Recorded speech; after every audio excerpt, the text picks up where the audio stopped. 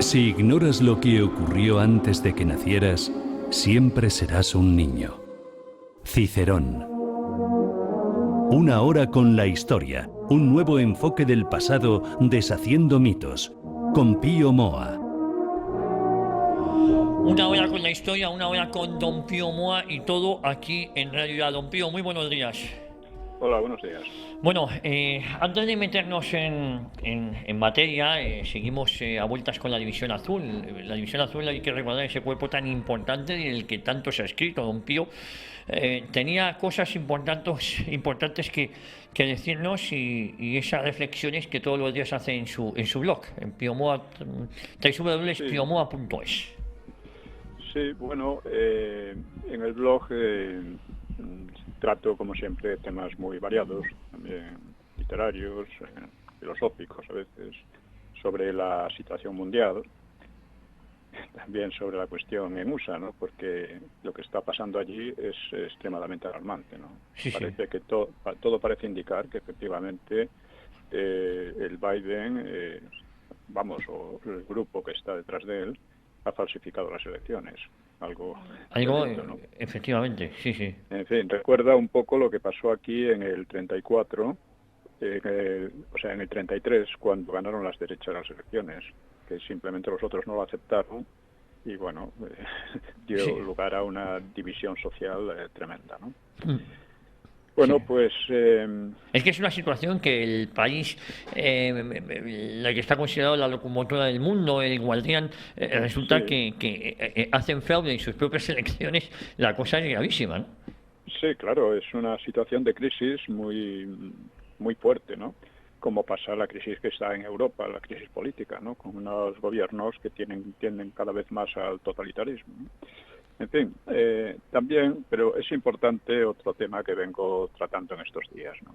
Y es el golpe de Estado que sufrimos en España. ¿Qué es un golpe de Estado? Y que la gente y los analistas no quieren verlo como él. Pues se creen que estamos en una dictadura más o menos normal con sus tropelías, sus cosillas, en fin, pero que son típicas, ¿no? Que no se pueden evitar, ¿no? Entre unos partidos y otros. Y no, es mucho más. O sea, se suele identificar el golpe de Estado como un suceso repentino que derriba un régimen. Sin embargo, su esencia no está en lo repentino, sino en la destrucción del régimen. Es decir, que puede también desarrollarse a lo largo de un tiempo más o menos largo. El antifranquismo, por ejemplo, ya en el 76 creyó ver la ocasión para salirse con la suya en el referéndum de diciembre, para saltar sobre 40 años tan fructíferos del franquismo y enlazar con el Frente Popular. Y lo que se demostró entonces fue que el antifranquismo era muy débil y que, por lo tanto, tuvo que proceder a disfrazarse de demócrata para socavar una democracia que solo podía proceder del régimen de Franco, ¿no?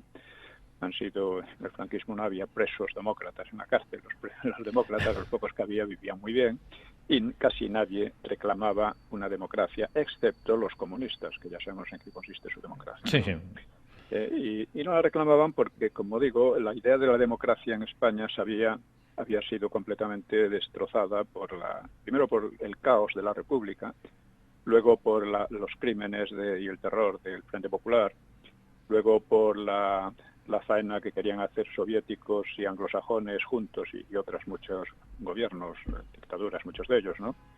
Para aislar a España y crear aquí una situación de hambre generalizada, a ver si conseguían así derribar al régimen. Entonces, claro, esta identificación que se hacía entre república, democracia, comunismo, etcétera, hacía que aquí casi nadie pensara que era necesaria una democracia, ¿no? Y máxime cuando en general el país prosperaba y en algunos momentos prosperó más que nunca antes o después, ¿no? Bueno, el gran impulso, golpe de Estado, sí, se dio después de los atentados de la FARC. No se sabe quiénes fueron. Le escucho muy lejos, Don Pío, ahora. Don Pío, le escucho muy lejos, no sé si hemos perdido la conexión. Don Pío, a ver si a la tercera va la vencida y hemos recuperado de nuevo la comunicación. A ver si ahora funciona. Ahora sí, nos habíamos quedado en ese golpe de Estado en el que España estábamos asistiendo y parece que no le estamos dando importancia porque estamos subvertiendo todo el régimen que teníamos, ¿no? Sí, sí, está, la mayor parte de los analistas y tal hablan como si no pasara nada Eso. especial, excepto algunas, no sé, algunas tropelías que siempre ocurren en la política, ¿no? Y no, es mucho más, es un golpe de Estado que está subvirtiendo todo lo que se decidió en España en diciembre del 76. Han sido 40 años de paciente socavamiento de las libertades y de la unidad nacional a base de falsificar la historia. Este ha sido el tema principal, porque falsificando la historia ellos conseguían una legitimidad y deslegitimaban por consiguiente todo lo que vino del franquismo. Bueno, el gran impulso para el golpe se dio tras los atentados del 11M. No sabemos quiénes fueron sus autores, pero sí quiénes supieron beneficiarse de los atentados, que fueron el PSOE, la ETA y los separatistas. El golpe para destruir la Constitución y la democracia y la unidad de España se aceleró desde entonces. Sus pasos fundamentales fueron el rescate de la ETA, premiando sus crímenes, la ley sovietizante de memoria histórica, que entre otras cosas deslegitimaba la monarquía, salida evidentemente del franquismo. La ley de memoria histórica es un delito, un ataque tan claro y fuerte a la democracia y a todas las libertades, que uno se queda pasmado de que apenas haya tenido la resistencia que necesitaba, ¿no? Otro ataque ha sido las leyes antijurídicas llamadas de género y la introducción del delito de odio, y los nuevos estatutos de autonomía que reducían a residual la presencia del Estado en varias regiones. Estas son las cosas principales, ¿no? Ha habido otras muchas medidas parciales, ilegales y anticonstitucionales, por ejemplo, otra tomada por la derecha, que fue la cooficialidad con el inglés en la enseñanza pública, que se impuso en Madrid por Esperanza Aguirre, que es un agente del Imperio Británico, el de Gibraltar, Pero en conjunto las cuatro mencionadas arriba, lo de la ETA, la ley de memoria histórica, las leyes de género y los nuevos estatutos, suponían la subversión fundamental del régimen salido del referéndum del 76. Suponían el ataque directo a la unidad nacional, como digo, al Estado de Derecho y a las libertades democráticas. Y un ataque tanto más peligroso cuanto que contó enseguida con la colaboración del PP. Esto es algo que resume toda la situación y que es necesario tenerla muy claro. Y lo que hoy estamos viendo no es otra cosa que la profundización del golpe de Estado emprendido por Zapatero, que además se benefició de la autoridad moral y política, la legitimidad que le había otorgado previamente el PP de Aznar al condenar el alzamiento salvador del 18 de julio contra sovietizantes y separatistas. El horizonte inmediato del golpe de Estado que vivimos a cámara lenta es el mismo que el del Frente Popular de 1936, la disgregación de España y la anulación de la libertad. Y este proyecto no es que derive de un plan muy conspirado y trazado, no. Deriva sobre todo de una concepción ideológica y de la historia de la historia para la que España en su pasado pues representa el mal, representa el atraso, la reacción, mientras que socialistas y separatistas representarían el progreso, que es un progreso hacia aquello que, como definió Gregorio Marañón, la República, es decir, la estupidez y la canallería. Bueno, pues vamos a ver un poco los hitos de este golpe de Estado prolongado. Como insisto, el referéndum del 76 fue crucial, porque decidió la democracia desde la legitimidad franquista, de la ley a la ley, cosa que evidentemente perjudicó totalmente lo que pensaban los entonces rupturistas, que era el enlace con el Frente Popular. Con el Frente Popular, efectivamente. Y la democracia vino del franquismo y no podía ser de otro modo, porque la oposición al franquismo nunca fue democrática. Los demócratas, ningún demócrata estuvo en la cárcel en tiempos de Franco. No solo no estuvo en la cárcel, sino que vivía muy bien.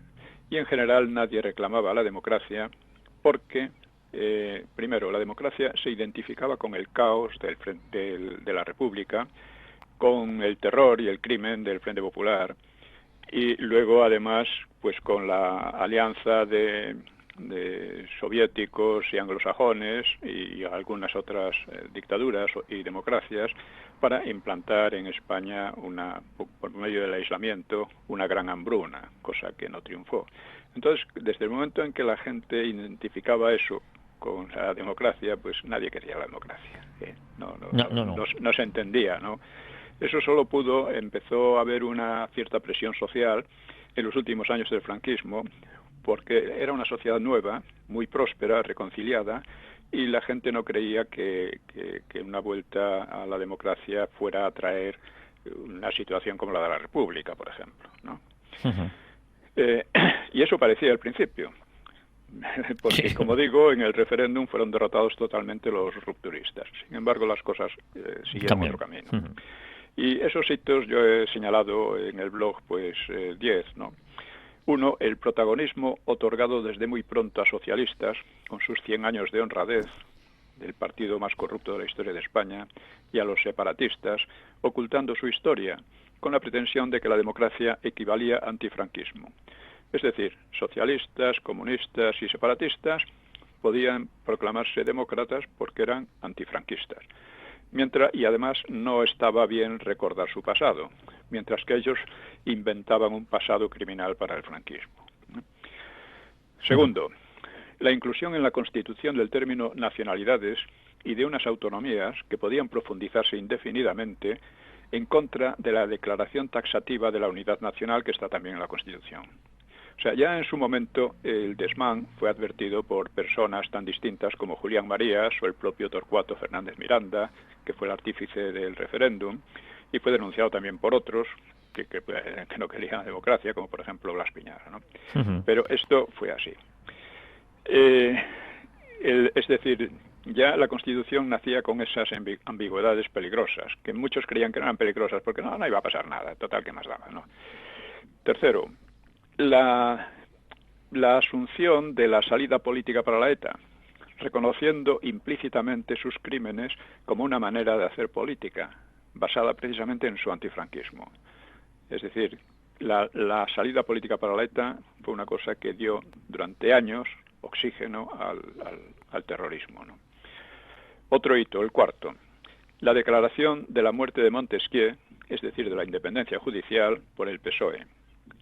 La liquidación de esa independencia, que fue claramente decidida entonces, ha sido una política constante y progresiva del PSOE y los separatistas, para poner la justicia a su servicio, y que actualmente está dando pasos muy peligrosos. 5. La condena por el PP del alzamiento de julio de 1936 que permitió derrotar la alianza de sovietizantes y separatistas del Frente Popular. Este fue un hito radicalmente crucial, pues otorgaba de derecho a los separatistas, al PSOE comunistas, la legitimidad democrática, una legitimidad que de facto les venía otorgando la OCDE desde poco después del referéndum. 6. El rescate de la ETA por el PSOE de Zapatero, después de que con Aznar y por primera vez se hubiera prescindido de la salida política para tratar a los asesinos como tales, ¿no?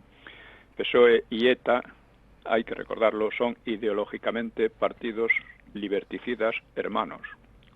O sea, son prácticamente iguales en ideología. 7.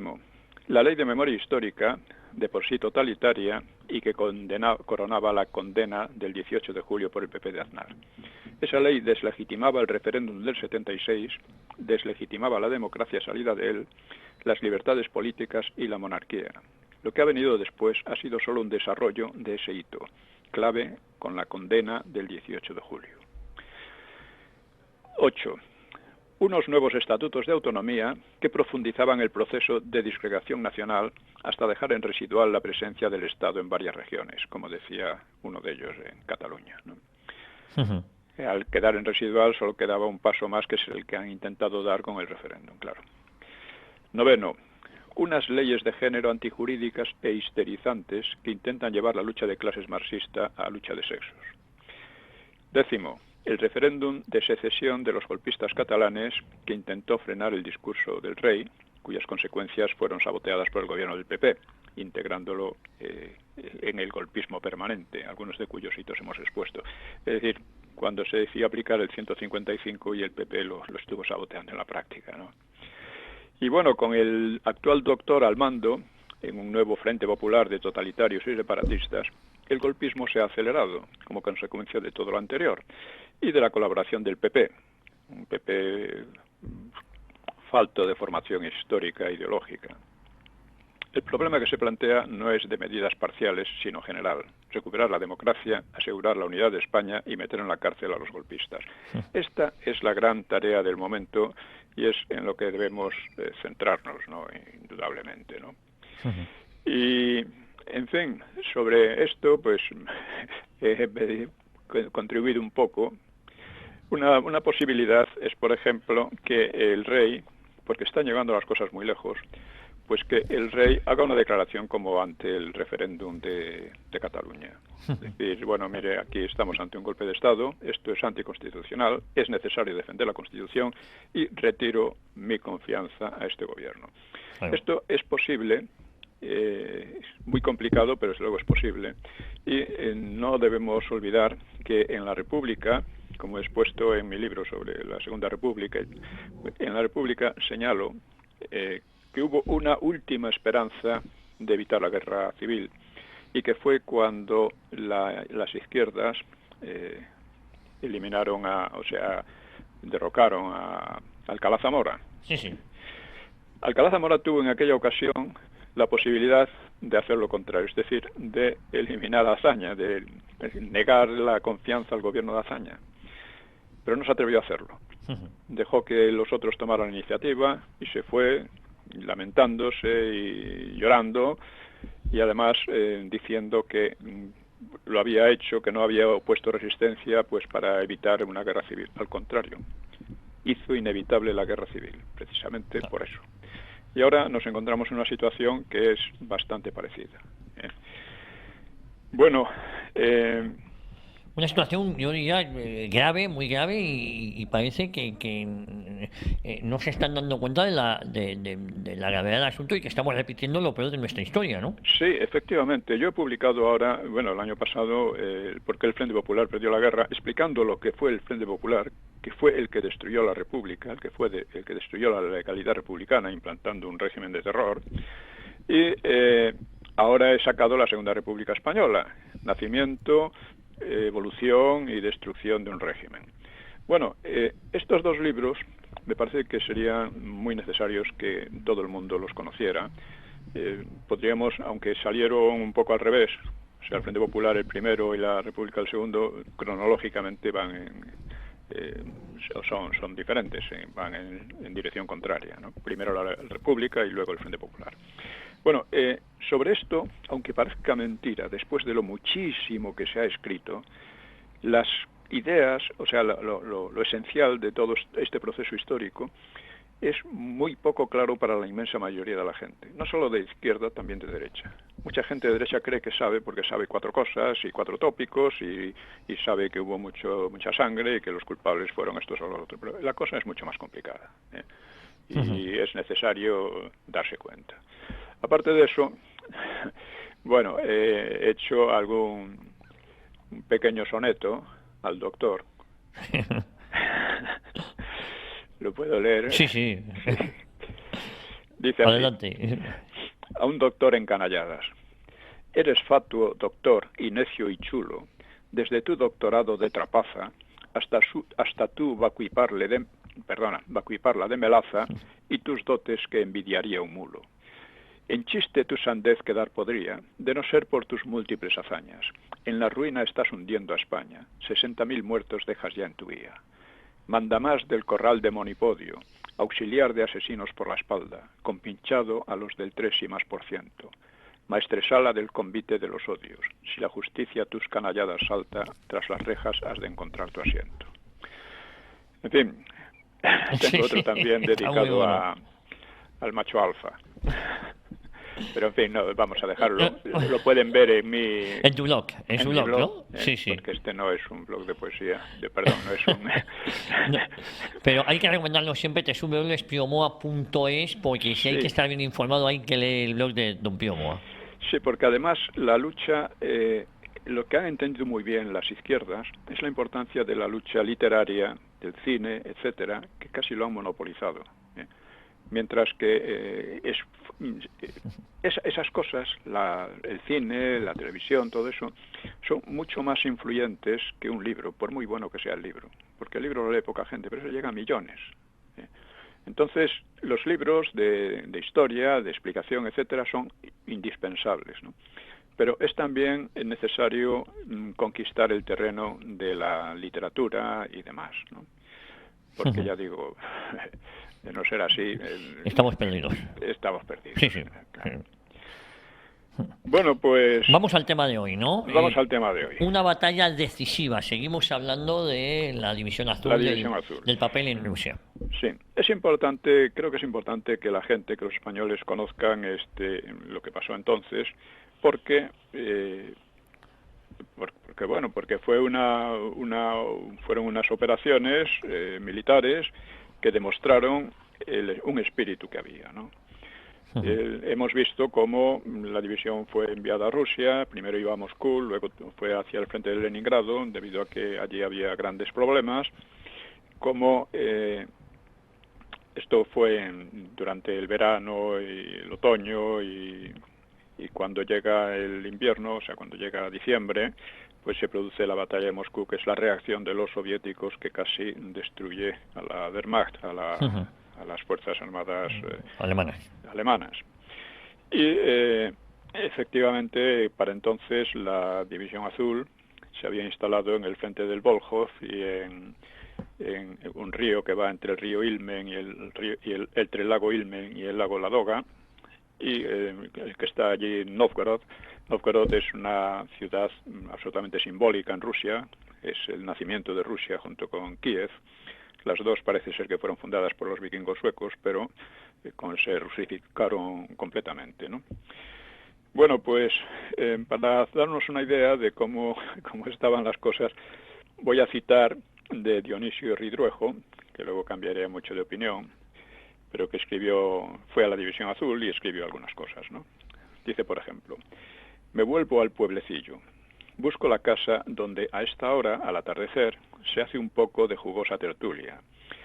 En esta casa, contra costumbre, tiene hasta 2 compartimentos, aunque muy vanamente separados. En el más pequeño, eran las isbas o isbas, ¿no? En el más pequeño, minúsculo, queda el costado del horno. No obstante, hace frío.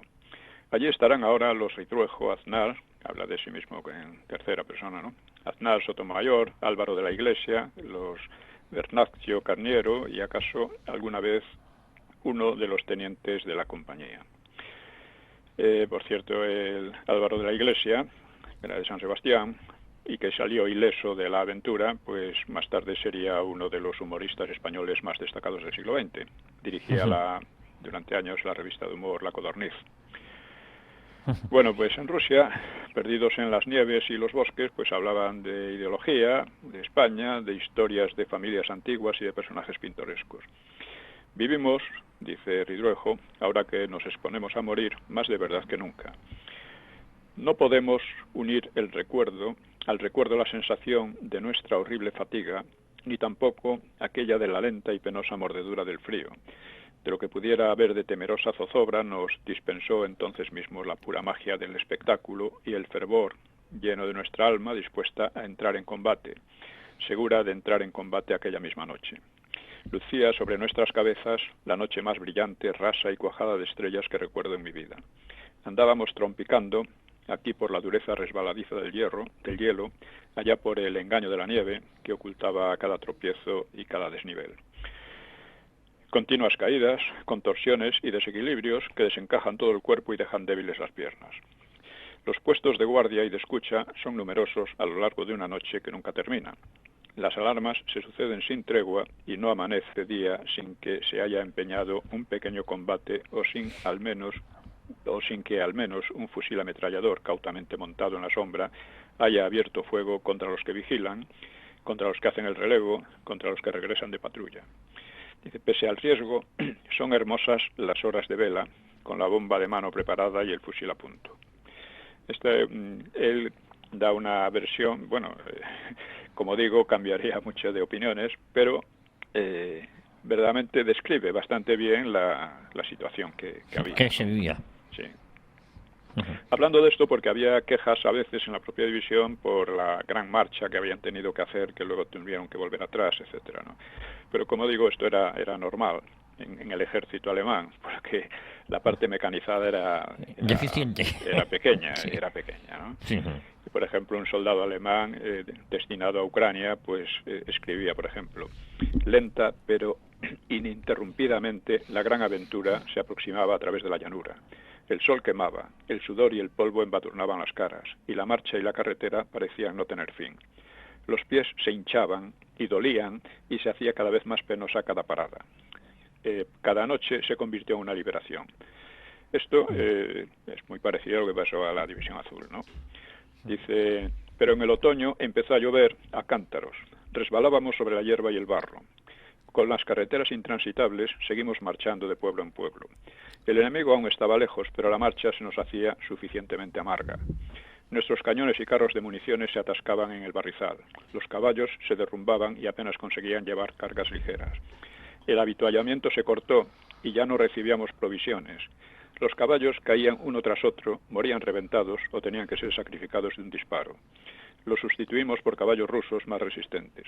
También ellos morían de hambre, enflaquecieron, se debilitaron, sus huesos sobresalían de la piel pelada y descuidada. Nuestras mantas y capotes se humedecieron y se pusieron rígidos, con grumos de barro mezclados en la tela, y ya no podíamos sacarnos las botas mojadas de los pies, hinchados e inflamados.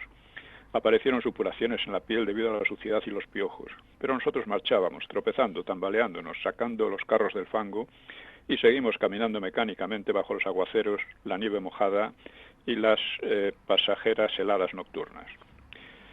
En fin, es decir, hay que hacerse una idea de que fue una guerra extremadamente dura para todos, ¿eh? Sí, Luego, los alemanes, que a pesar de su prestigio como organizadores, pues no supieron que se venía el infierno encima, porque ellos tenían la idea equivocadísima de que en 3 meses liquidaban a la Unión Soviética. Y ya digo, en alguna ocasión Hitler reconoció que si hubiera conocido la capacidad industrial para producir tanques y otras armas rusas, pues hubiera vacilado, hubiera dudado en la... No obstante, esta era la principal misión que él de su vida, ¿no? Sí. Lo que llamaba la Lebensraum, o el espacio necesario, que él que decía necesario para los alemanes, espacio vital, y que incluía a Rusia hasta los Urales, es decir, colonizar a Rusia. Claro. Esto era una cosa de locos, pero... Estaba en la mente. Sí. Bueno, el caso es que cuando llegan a la zona del Volhov, etcétera, como dijimos la vez pasada, la división consiguió imponerse en la orilla derecha, cruzar el Volhov y imponerse allí, pero por poco tiempo, porque esto era parte de una operación que debía enlazar con los finlandeses, etcétera. Nada de esto se consiguió. Los soviéticos consiguieron expulsarlos y tuvieron que parapetarse en la parte izquierda del río. Los soviéticos inmediatamente trataron de perforar el frente alemán. Bueno, la división era una división alemana, ¿no? Es decir, era de voluntarios. No recordaremos que hubo algunos problemas al principio entre Serrano Suñer y Varela, porque Varela quería mandar una división española, ¿no? Y Serrano Suñer dijo que eso era una declaración de guerra, que a dónde iban a ir. El caso es que en el mes de diciembre la suerte cambió de una manera casi que pudo haber sido decisiva, ¿no?, a favor de los soviéticos. No lo fue porque Hitler dio orden de resistir de manera absoluta y aunque tuvo que retroceder y perder mucha gente, pues el frente se estabilizó. Y al año siguiente fue posible una nueva ofensiva. Claro. Pues en la parte norte, en la parte de Leningrado, pues la división consiguió repeler los ataques soviéticos, que solo se infiltraron por la parte alemana, por una división que tenían los alemanes al lado, y con la idea de embolsar a una gran parte del ejército alemán. Esta operación, que fue dirigida por el general Vlasov, que luego se pasó a los alemanes, pues Vlasov, no sé, se pasó a los alemanes, pues fue finalmente cercada a su vez por los alemanes, y en ese cerco, que se llamó la Operación Predador, pues participó la División Azul. La División Azul, a su vez, consiguió cerrar la brecha que habían abierto los soviéticos y cercarlos. Era una zona tremenda, una zona pantanosa, una zona, los propios alemanes la llamaban el culo del mundo. Y la verdad es que era mezcla de pantanos, bosques, unos bosques muy espesos, etcétera, y allí por fin los alemanes consiguieron una gran victoria. Y bueno, pues todo esto, a partir de ahí, la división se decidió trasladarla directamente al frente de Leningrado. Bien. Hay que tener en cuenta que en España esto tuvo que causar una gran impresión, este freno a la ofensiva alemana, porque claro, grandes tropas alemanas habían sido embolsadas y destruidas o aprisionadas, ¿no? Entonces, esto podía pasar perfectamente a la División Azul. Podía pasar perfectamente. Y esto sí que habría sido un desastre, porque la idea, a pesar de que se dice que Franco quería deshacerse de los falangistas más radicales, la idea era toda la contraria. Era que los falangistas, la división, pues desfilara gloriosamente por Moscú en poco tiempo y que parecía que no le iba a dar tiempo. Y en cambio, ahora se veía que era posible que fuera destruida en una de las operaciones de los soviéticos. La División Azul, sin embargo, en fin, fue estimada por el propio Hitler como tan buena como las mejores alemanas. Y eso lo demostró allí. Lo demostró porque pues porque los rusos preferían atacar por las zonas alemanas antes que por la zona española, después de la resistencia que habían encontrado en Posad y otros sitios, en otros lugares. Bueno, pues esto, como digo, en España causaba, por lo menos en los círculos más altos, causaba una gran preocupación. Por otra parte, los ingleses estaban constantemente atacando a la división, diciendo que eran grupos de criminales, de desarrapados, cogidos de cualquier manera, gente que escapaba del hambre, etcétera. Toda esta leyenda la montaron sobre todo los ingleses, ¿no? Los ingleses también, claro, estaban preocupados, porque pensaban que si Stalin decidía declarar la guerra a España, ellos se iban a ver en un compromiso muy, muy difícil, porque lo último que deseaban era entrar en guerra con España, porque eso significaría la pérdida de Gibraltar, de gran parte del Mediterráneo, y vamos, podría tener unas consecuencias muy difíciles de estimar, ¿no? Y por eso les interesaba muchísimo que la División Azul desapareciese o que volviese a España cuanto antes, ¿no? Y por eso la desprestigiaban. En cambio, posteriormente, diversos tratadistas e historiadores ingleses pues han reconocido que la División Azul fue una división de primera, militarmente de primera, ¿no? En todos los sentidos, ¿no? Bueno, pues por otra parte, digamos que se dieron allí cosas como en fin, la división tuvo grandes pérdidas, evidentemente. Por ejemplo, la BBC informaba cada día de la inminente caída de Nóvgorod, que no cayó. Los soviéticos amenazaban con aislar a los españoles, haciendo retroceder a los alemanes al norte y al sur de su sector, pero el frente se mantuvo. Bien, trasladados a Bueno, la operación Predador, como decía, pues logró embolsar a 130.000 soviéticos del segundo ejército de choque. Y, y vamos. Un exitazo, ¿no? Embolsar a Sí, 130.000 sí, sí. soldados, aquello fue una gesta, es decir, siendo un grupo relativamente pequeño, ¿no? En comparación con lo que se movía ahí, Sí. dejó muchísima huella. La Sí, División sí, Azul. sí, sí. Además, hubo otra cosa que ya lo veré, bueno, lo podemos decir ahora Sí. mismo, y es que la División Azul dejó contentos, por así decir, a los alemanes, no a todos. Hubo un general, von Chapuis, que terminó suicidándose porque era un poco incompetente, pero que criticaba muchísimo a la división. Decía que no tenía aguante y que era como un hueco en su frente defensivo, lo cual era una estupidez increíble, ¿no? Cuando los soviéticos penetraban por la zona alemana y no Y no por la conseguían penetrar española. por la española, ¿no? Pues de todas maneras, claro, el ambiente que había en la división era de gran disciplina, de gran un espíritu de camaradería, etcétera, ¿no? De unidad, ¿no? Y este ambiente contrastaba con las intrigas en España, de modo particular en el alto mando, ¿no? Se había propuesto, por ejemplo, el envío de camiones a los voluntarios, medida que fue acogida con entusiasmo por varios militares, pero fue obstaculizada y retrasada por Varela.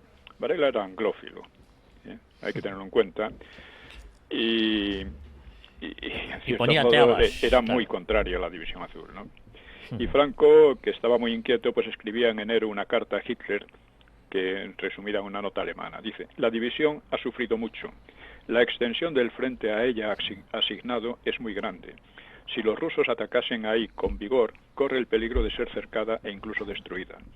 Los efectos políticos y morales de esta posibilidad mueven a Franco a pedir la retirada de la división durante cierto tiempo, a fin de que tenga un respiro y se reorganice con nuevos voluntarios. Esto es una nota alemana que resume la carta de Franco. Además, algunos voluntarios muy altamente cualificados políticamente, pues habían dejado un vacío en España y convenía recuperarlos. Los alemanes rechazaron la demanda porque no tenían medio de reemplazar la unidad, pero aceptaron la sustitución de los elementos políticamente necesarios en España y los relevos acordados en marzo, ¿no? Llegarían 3.000 nuevos voluntarios para cubrir bajas y luego se relevarían en grupos de 1.000 hombres.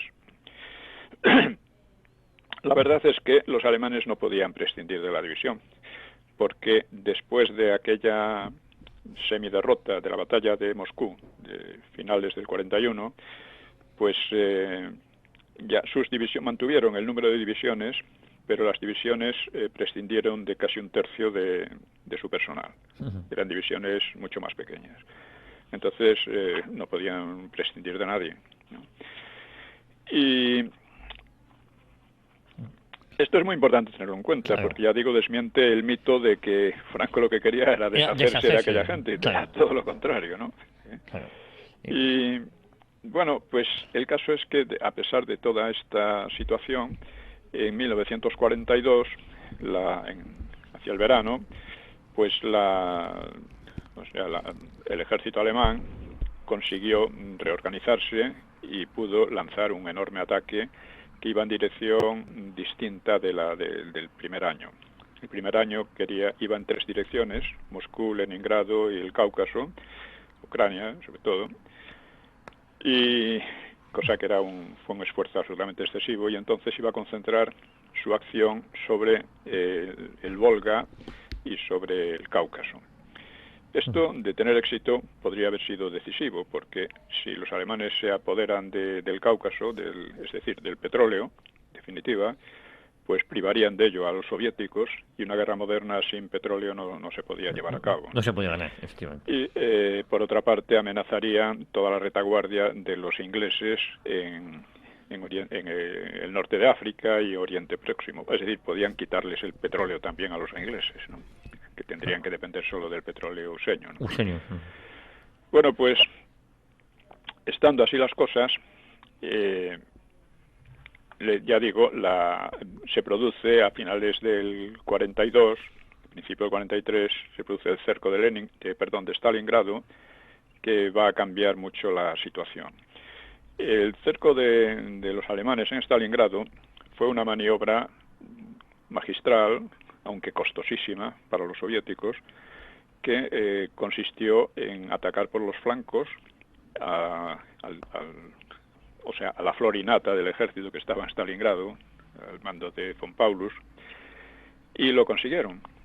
Consiguieron destruirlo a pesar de todos los esfuerzos que hicieron los alemanes por impedirlo, y a partir de ahí además estuvieron a punto de embolsar no solo al ejército de Stalingrado, sino a todo el ejército desplegado hacia el Cáucaso.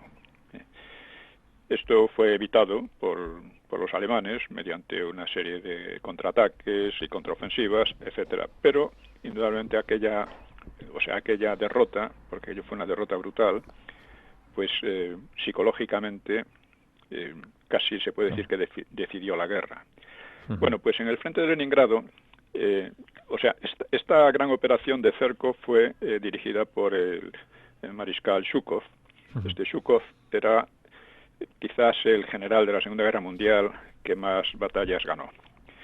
Y él también diseñó otra batalla que era precisamente para hacer un poco lo mismo en Leningrado, en el frente de Leningrado. El cual para hacer caer a una gran parte del ejército norte desplegado allí por los alemanes. Así, la diferencia y la dificultad estaba en que, como ya dijimos al principio, la zona de Leningrado, el Volkhov y todo esto, pues era una zona de bosques intrincados y de pantanos y pantanosa, ¿no? Que además cuando llegaba el deshielo, llegaban los mosquitos, aquello era infernal. El hielo era terrible, pero luego la primavera peor, casi. El deshielo, pues lo mismo, ¿no? Bueno, entonces esto hacía que era muy difícil organizar grandes maniobras de masas y de tanques en la estepa, como era más bien al sur de Rusia, al sur y al centro de Rusia se podía hacer esto y se había hecho. Pero pero allí no era posible. Allí era muy difícil. Allí prácticamente era muy fácil ver por dónde podían llegar los ataques. Y esto hacía que los ataques se volvieran incluso más sangrientos y más difíciles.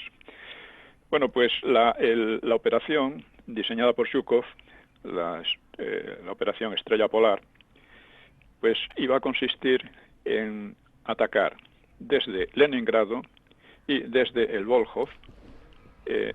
No sé, uno tiene que hacerse un poco una idea en el aire. Un esquema. Desde el norte y desde el este debían liquidar a una gran parte del ejército alemán allí expuesto. Y en la parte del norte, pues se decidió atacar, curiosamente, si se quiere, quizás porque era la parte más fácil de atacar, ¿no? Que estaba más, digamos, más despejada, la zona que guarnecía una parte de la División Azul, que se llama Krasnivor. Krasnivor creo que significa algo así como bosque rojo o bosque bonito o bosque bello, ¿no? Bueno, pues allí estaba asentada una gran parte de la división, unos 6.000 soldados. La división tenía normalmente en torno a 18.000. Digamos que la preparación artillera que se hizo desde la zona de Kolpino, que era una zona industrial en la que, a pesar del cerco de Leningrado, se estaban allí fabricando tanques y fabricando material de todo tipo. Bueno, fue probablemente la más intensa que había habido hasta entonces durante toda la guerra. Es decir, era una zona de una anchura de unos 5 kilómetros, bastante con bosques a los lados, pero no en la misma zona, y una zona llana, claro. Y tenía la misión de conquistar cortar el ferrocarril de Moscú a Leningrado y ocupar y cercar allí, ocupar una zona un nudo de comunicaciones, y eso en combinación con la operación desde el Volkhov, pues tendría un efecto de cerco muy grande.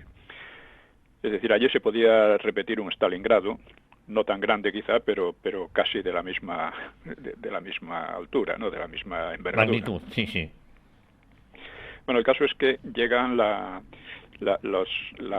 operación la preparación artillera hecha con casi 1000 bocas de fuego, con las katyushas, cañones de todo tipo, etcétera. Luego, con el avance con bombardeos aéreos, parecía de tal manera que no podía quedar nada vivo en aquella zona. Y realmente, seguramente muchos quedaron sepultados vivos, ¿no? En los búnkeres. Y otros, pues, algunos sobrevivieron, evidentemente. Y a partir después de este bombardeo feroz, el más intenso en una zona tan estrecha que se había hecho hasta entonces en la guerra, ¿no? Sin embargo, los españoles consiguieron frenar el ataque de los soviéticos. Y lo consiguieron, pues, en gran parte porque el propio bombardeo había tenido un efecto perjudicial para el ataque, porque había derretido la nieve, convertido todo aquello en un barrizal por el que apenas podían avanzar los tanques, y la propia gente apenas podía, tenía que avanzar lentamente, de tal manera que unas cuantas posiciones de fuego pues podían causarles enormes perjuicios, claro. ¿no? Sí, sí. O sea, probablemente pudo haber muerto allí por cada español pues hasta 10 soviéticos, ¿no? Que es una auténtica barbaridad, claro. Sí. El caso es que, esto ocurría esto ocurría en el 43. En el 43. Sí, sí. Claro, en febrero. En febrero del 43. La batalla de Krasnivor es la batalla que ha quedado más en la memoria de lo que fue la División Azul, precisamente por esto, porque con ella, hay un autor, el general Fontenla, que ha escrito sobre ella un libro definitivo, y esto junto con los de Caballero Jurado pues permiten hacerse una idea de cómo fue aquello. El caso es que hay una soviética, una rusa, que tenía un diario de aquellos días y señala esto, dice: es increíble, los españoles estuvieron por encima de cualquier elogio. O sea, los pararon a los soviéticos. Los detuvieron. Avanzaron los soviéticos, pero unos pocos kilómetros nada más, y desde luego no consiguieron sus objetivos, y digamos que esto contribuyó a salvar a impedir un segundo Stalingrado, Stalingrado menor, ¿no? Por el momento. El caso es que perdóname, pero estoy un poco medio acatarrado y con la cabeza un poco... Nos quedan 7 minutos. 7 minutos. Sí. Bueno. La batalla hasta de Krasnivor fue, decisiva, como digo, ¿no? la batalla, aparte de otras, la de Posad, la del lago Ilmen, el tránsito del lago Ilmen en unas condiciones absolutamente demenciales, infernales, ¿no? Infernales, ¿no? sí. Bueno, pues esto, a partir de ahí, ya, sin embargo, ya la política, por una parte, los anglosajones parecían ir ganando, evidentemente en el norte de África, habían desembarcado en el Magreb, y estaban atacando ya a Italia. Bien pronto en Italia se dio un golpe de Estado para expulsar a Mussolini, etcétera, ¿no? Con lo cual la guerra parecía que se iba decidiendo inevitablemente. Claro, España, ya digo, no le convenía en absoluto que la división fuera destruida, y por otra parte los anglosajones presionaban mucho para que la retirara. Claro, eran aliados de los soviéticos eran los que llevaban el peso de la guerra, con gran diferencia. Se puede decir que Alemania fue derrotada en Rusia, y sobre todo, o sea, si no llega a ser por eso, el desembarco en Normandía habría sido imposible. Imposible, ¿no? Sí. Imposible. Por eso digo que España tiene una gran ventaja moral sobre el resto de Europa occidental, porque no debe nada ni al ejército useño ni al ejército soviético, cosa que los demás se lo deben todo, su democracia, su prosperidad, y etcétera, ¿no? Me refiero a Europa occidental, a pesar de lo cual parece como si España fuera un poco el país menesteroso. Claro. No, no es así, es todo lo contrario. Como decía, después de esta batalla, pues ya las cosas empezaron es decir, para Franco y para el gobierno empezaron a decidir que no podían correr el riesgo de que la división fuera destruida, y por consiguiente terminaron devolviéndola a España, dejando allí una legión, la Legión Azul, que era ya muy pequeña y que no tuvo ya ocasión de intervenir en grandes operaciones ni posibilidad de grandes batallas, ¿no? Siguió en la retirada a los alemanes. Luego la propia legión fue prohibida, pero quedaron algunos voluntarios que allí estuvieron hasta el final. Hasta el final. Incluso se comenta que estuvieron en Berlín, ¿no? Sí, en Berlín pudo haber algunos, pero se ha hecho una cierta mitología de aquello, sí. Pero sí, seguramente hubo algunos porque los hubo hasta el final, ¿no? Don Pío, para resumir, ¿qué podemos decir de la División Azul? Bueno, vamos a resumir, y perdón por la cabeza como se me ha ido yendo un poco, ¿no? Pero podemos resumir lo siguiente. Le agradecemos que estando constipado y en estas circunstancias se haya venido a hacer el programa, sino todo lo contrario, estamos muy agradecidos. Sí, bueno, en fin, hay que hacer las cosas, ¿no? Sí. Bueno, el caso es que, la División Azul debe entenderse de esta manera. Primero, Franco no quería entrar en la Segunda Guerra Mundial. Segundo, Franco temía mucho la guerra entre los anglosajones y los alemanes porque pensaba que quien se iba a beneficiar al final eran los soviéticos, y en parte ocurrió así.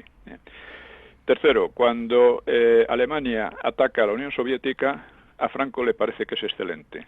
Le da una posibilidad de agradecer la ayuda alemana y, por otra parte, de participar en una lucha, pero sin comprometerse oficialmente, es decir, por medio de voluntarios.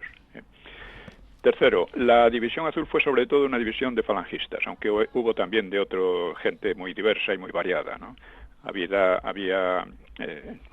Pasaron por allí 47.000 más o menos hombres, o sea que tuvo que haber un poco de todo. Hubo hasta, yo recuerdo, un diario de un divisionario, esto en la revista Blau División, que hablaba de un ex monje que les decía, pero vosotros no creéis en Dios, ¿eh? Sin embargo, la mayoría, por los diarios, se comprueba que la mayoría eran falangistas y eran también muy católicos, rezaban mucho el rosario, etcétera, ¿no? En mi novela sonaron gritos y golpes a la puerta. Los protagonistas no son como el monje aquel, pero tampoco son particularmente devotos. Ellos están allí por diversas razones, ¿no? Es un tipo, me ha dicho Caballero Jurado, que claro que no respondían al tipo medio del divisionario. Y es verdad. Pero es que yo no quería hacer una novela costumbrista, ¿no? En que fuera todo típico. No, claro. Había de todo allí y hubo, efectivamente.